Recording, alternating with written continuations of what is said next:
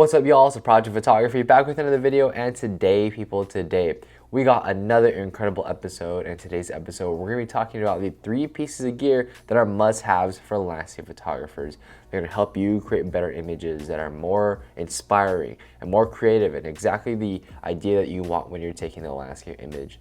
And these are 3 pieces of gear that I use every single time that I go out on shoots, so you know I'm not just talking just to talk, because I use these pieces of gear every single time.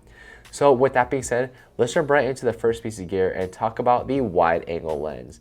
Now, wide angle lenses are incredibly important for landscape photographers because they help us capture a lot of the landscape, because landscapes aren't generally just like one subject matter. There's so many different subject matters in a landscape image, and you want to be able to capture all of them with a wide angle lens. And the wide angle lens will help you just create more dynamic, more interesting images, and it's going to require you to create better compositions overall, because we're not simply isolating a certain part of the landscape, we want to capture the entire thing. And a wide angle lens will also help you do things like HDR, as well as creating, focus stacked images, and this will be the lens that you use about 90% of the time.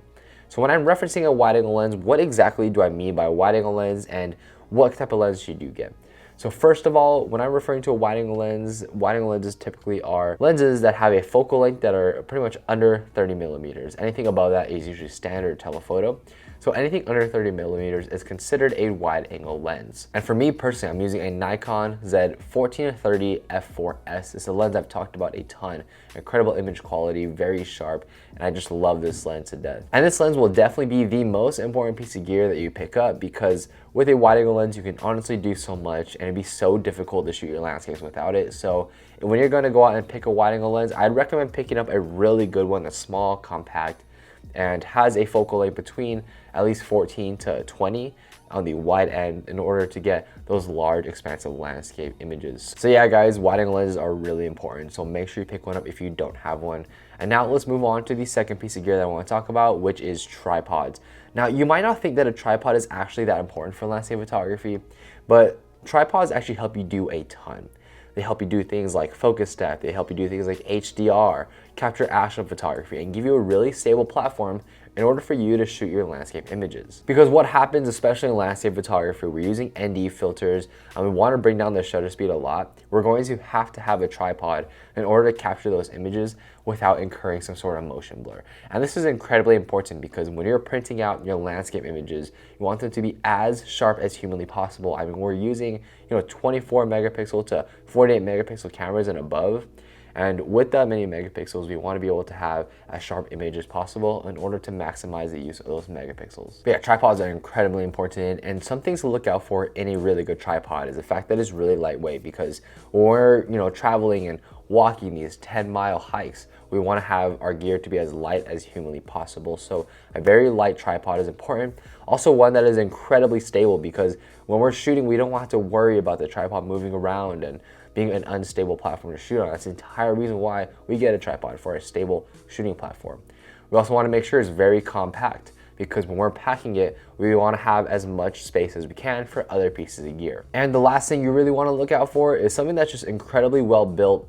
I mean, for me personally, I use the Peak Design aluminum travel tripod, and it's absolutely fantastic, and it meets all these different criteria, being lightweight, being compact, being really stable and well built. And I think when you're buying a tripod especially, don't cheap out on a tripod and get a really good one if you can, because it's gonna last you a really long time if you have a good tripod, and you don't want the tripod that you have to not work for what you intended it for. So a really good tripod is absolutely necessary, and it's something I definitely recommend that every single landscape photographer should have. Now let's jump on to the last piece of gear, or pieces of gear, that I would really recommend that landscape photographers get, and it's ND filters. Now, this one might not be as obvious of an answer as the other two, because people don't really think about ND filters when shooting landscape photography. But let me tell you, once you've used ND filters, you really can't go back without it. Because what an ND filter does is it reduces the amount of light that is let into your cameras, and it is based off of the amount of stops and the strength that the ND filter is at. So for example,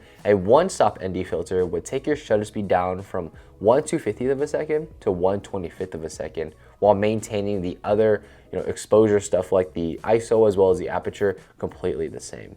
And that's really important because we don't want to be having our aperture at like something like f22, because now diffraction comes into play and we get a lot softer images, which means that we're able to have an f8 aperture while also dropping down the shutter speed so we can get those motion blur when it comes to like water as well as moving clouds.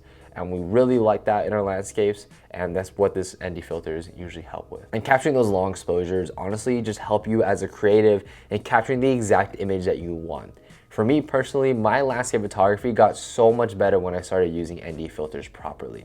I was able to capture the exact image that I want, get those fast moving subjects, and also make sure that when I'm shooting a larger body of water, I can smooth out the water but have those fast moving clouds shown up in the photo. So it really just helps you expand your creative options and gives you more tools in your bag in order to shoot and capture exactly what you want.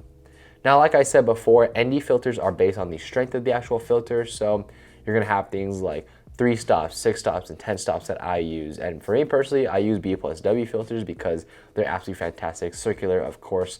Now you can go with these square filters, but they are gonna be a lot bigger. For me personally, I think the circular filters will be fine for like 95% of people, because I still value that compactness of the filter while also being able to filter them onto my camera without much hassle. So yeah, I feel like 3, 6, and 10 gives me a really good range of strength of filters, but I've also seen people use a 4 and 8 stop. It just depends exactly what you're trying to go for, but for me, I think a 3, a 6, and a 10 is perfectly fine. Now here's the thing about ND filters. I know they can be very expensive, but trust me, if you get a good one, it lasts forever. I mean, the filters I've had for at least 5 or 6 years. And they really help me improve my landscape photography a ton. And if you get cheap filters, the problem is that things like vignetting, loss of sharpness, as well as color casts now come into play, and you really don't want to have to deal with those in post-production. It's a pain, and it just will make the landscape shooting experience not as fun. So yeah, guys, let's jump right into the conclusion. Those are the 3 pieces of gear that I highly recommend that pretty much every landscape photographer must have, and it's a wide angle lens, a tripod, and then ND filters. And I would actually, if you don't have any of these, I would get them in that order. Definitely start off with the wide angle, then go with the tripod, and then ND filters, because ND filters you can't really use unless you have both the wide angle as well as the tripod. But these pieces of gear really make a huge difference in landscape photography and capturing the exact image that you want. These are pieces of gear that I use every single time when I go out and shoot, and I don't know how I'd be able to shoot landscapes without it. So anyways, guys, let me know what you thought of this video. Let me know what 3 pieces of gear that you would recommend that every single landscape photographer needs. I really thought that these were the 3 pieces of gear that if you didn't have, you must get. And I think that if you get these, your landscape photography will simply improve. Anyways, guys, thank you so much for experiencing the world with me today. Please feel free to rate, comment, subscribe, and I'll catch you guys in the next one.